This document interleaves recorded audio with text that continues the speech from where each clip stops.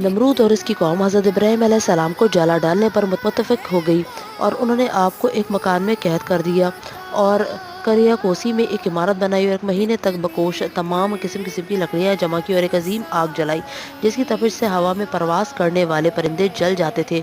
और एक मंजिली घोपन खड़ी की और आपको बांध कर इसमें रखकर आग में फेंका। इस वक्त आपकी ज़ुबान में मुबारक पर था हस्बुनाल्लाहु व निअमल वकील। जिब्राइल अमीन ने आपसे अर्ज़ किया कि क्या कुछ काम है? आपने फरमाया तुमसे नहीं है। जिब्राइल ने अर्ज़ किया तो अपने रब से सवाल कीजिए। फरमाया सवाल करने से इसका मेरे हाल को जानना मेरे लिए किफ़ायत करता है।